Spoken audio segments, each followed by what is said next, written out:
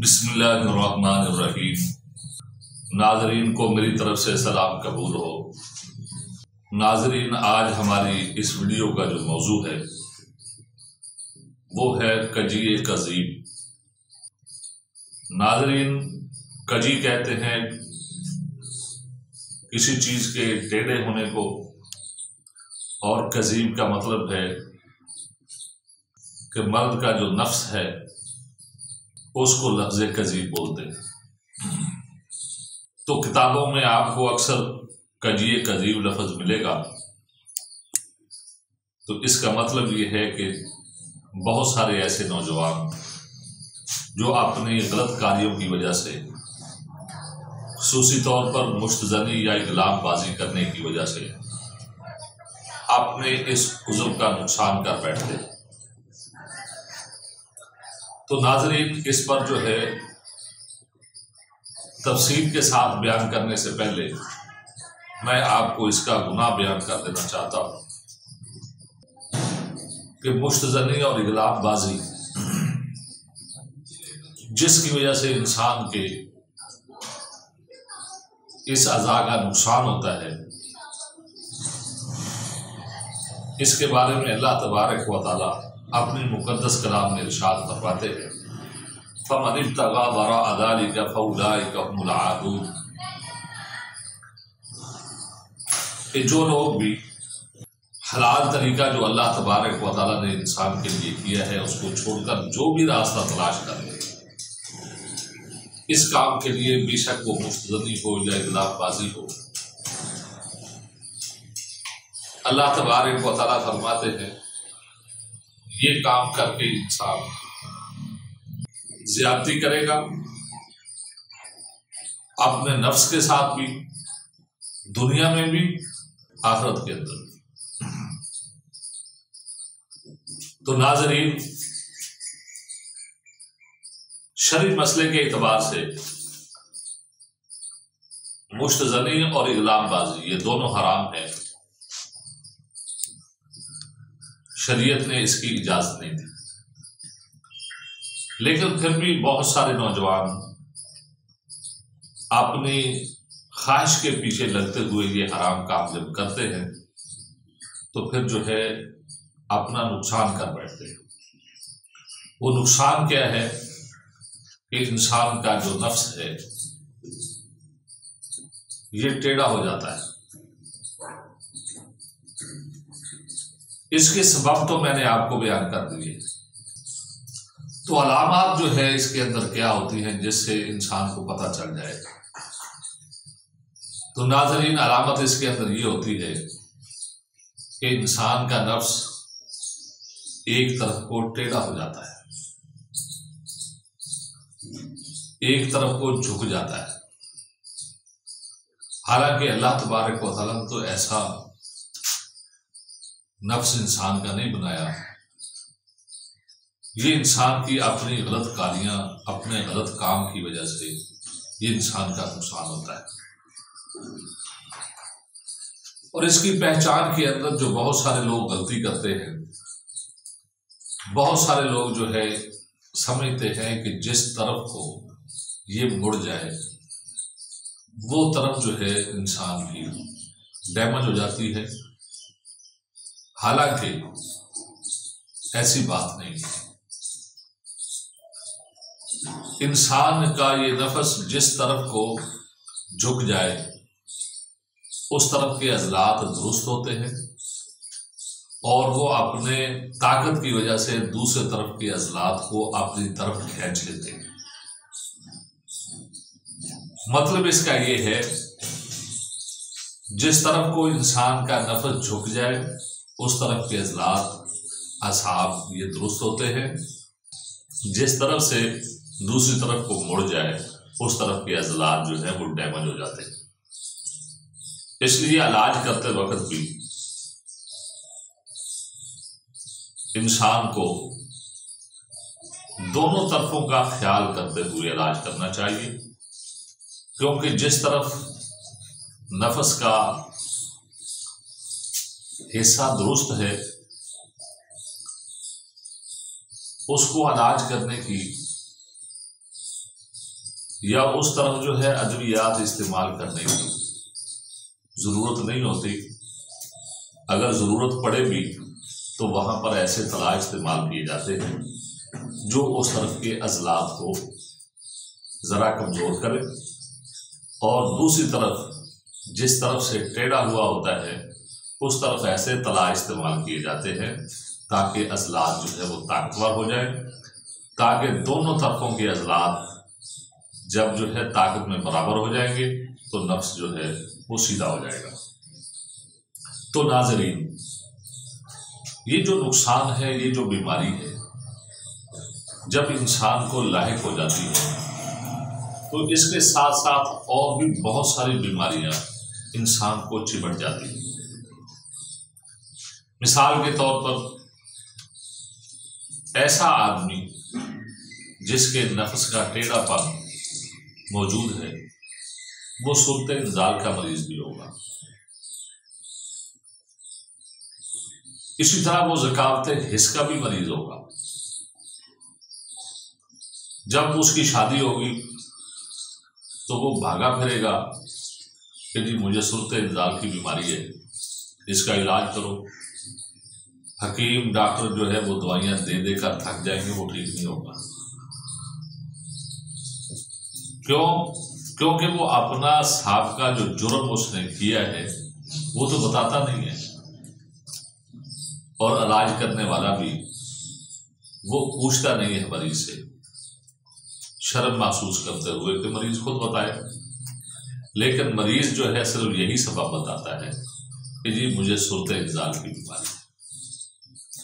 तो नाज़रीन, आज इस मुआशरे में जिन लोगों को सुल्ते इंजाल की बीमारी है उनमें से अक्सर ऐसे नौजवान हैं जो मुश्तजनी का शिकार रहे हैं या इंगलाबबाजी का जो है वो शिकार रहे हैं। उनको जो है ये सुल्ते इंजाल भी होती है और उनके नफ्स के अंदर टेढ़ापन भी होता है। तो नाज़रीन,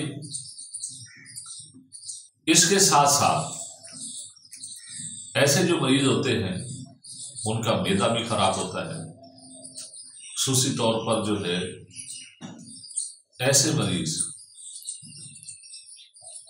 जो धर्म जो है नाक के टलने के जो मरीज हैं, जो बेचारे इलाज करवा करवा कर थक जाते हैं, अपनी नाक का भी निकलवाते हैं फिर पड़ जाती है, निकलवाते हैं फिर पड़ जाती है, वो भी अक्सर ऐसे मरीज होते हैं जो मुश्तजनी और इल्ज़ामबाजी के पहले मरीज होते हैं।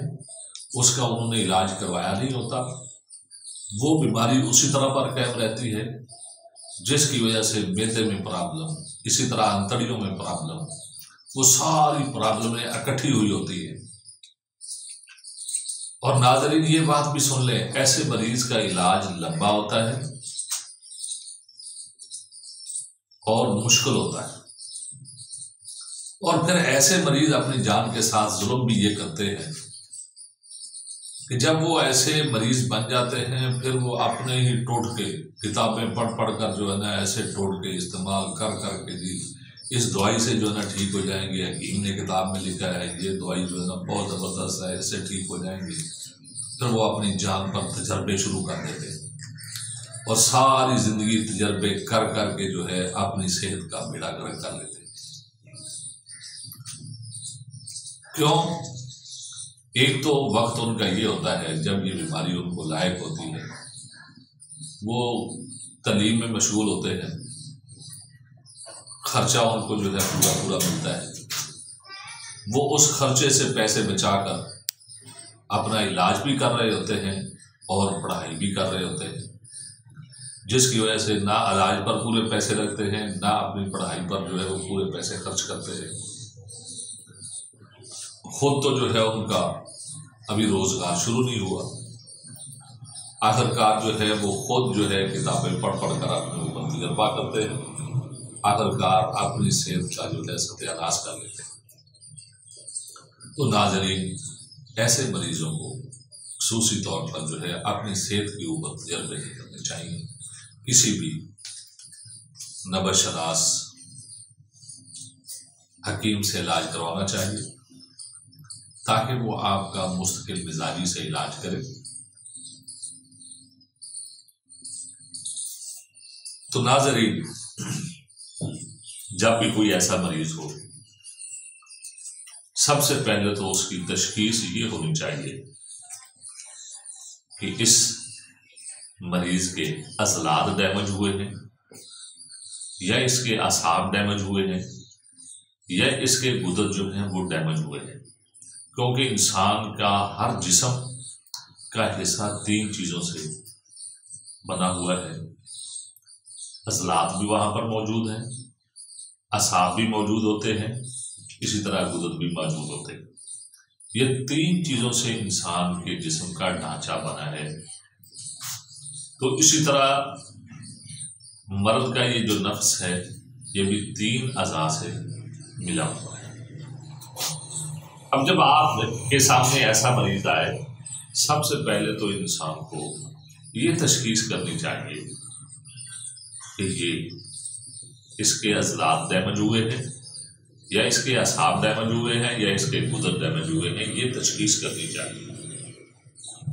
तो इसके लिए मैं आपको एक आसान सा तरीका बताता हूँ। अगर तो ऐसे मरीज के अंदर एहसास ही खत्म हो गया है कि शादी हुई है, शादी होने के बावजूद बीवी भी पास है लेकिन एहसास कोई नहीं, जब एहसास खत्म हो जाए तो इसका मतलब ये है कि इसके असाब डैमेज हो गए। अगर जो है इंतशार में कमी है, उसमें नक्स है, तो फिर मतलब ये है कि इसके अज़लात डैमेज हो गए। अगर जो है जोश में, रूह में कमी है, तो फिर समझ जाए कि इंसान के गुदर जो है वो डैमेज हो गए। यानी कि ऐसे मरीज की ये सबसे पहली तशखीस है कि ये तसल्ली करें कि इसके अज़लात डैमेज हैं या असाब डैमेज हैं या इसके गुदर डैमेज है। और फिर इसी तरह ये भी तसल्ली करें कि टेढ़ापन किस तरफ है, दाईं तरफ है, बाईं तरफ है या नीचे को, किस तरफ से टेढ़ापन है। ये तसल्ली करने के बाद फिर उसकी आप नब्ज़ देखें कि नब्ज़ जो इस वक्त चल रही है इसका मिजाज क्या है। सुदावी मिजाज है, असाबी मिजाज है या इसी तरह जो है गुद्दी मिजाज है, कौन सा मिजाज है इस वक्त, इसके कौन से मिजाज में तारीख है। और खुसूसी तौर पर ऐसे जो मरीज होते हैं इनके अज़लात में तारीख होती है, इनकी नब्ज़ सौदावी होती है। जब आप इसकी नब्ज़ देखेंगे ऊपर ही आपको चलती हुई नजर आएगी, 2 से 3 उंगलियों तक, और मोटी भी नजर आएगी।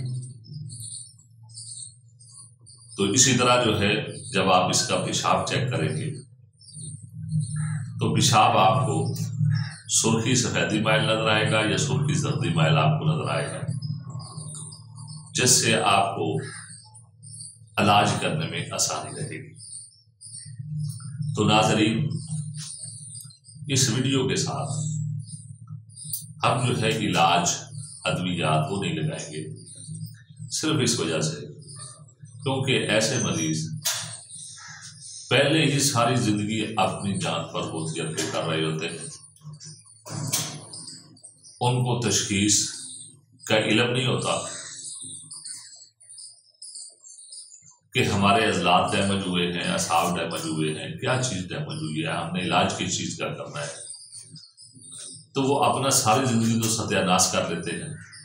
इसलिए हम जो है इस बीमारी का इलाज इसी बात पर छोड़ेंगे कि जिस भाई को भी ये मसला हो वो हमारे फ़ोन नंबर पर, व्हाट्सएप पर रब्ता कर ले, वहाँ पर हमसे मशवरा कर ले। आज तक के लिए हमें इजाज़त दीजिए। जज़ाकल्लाह।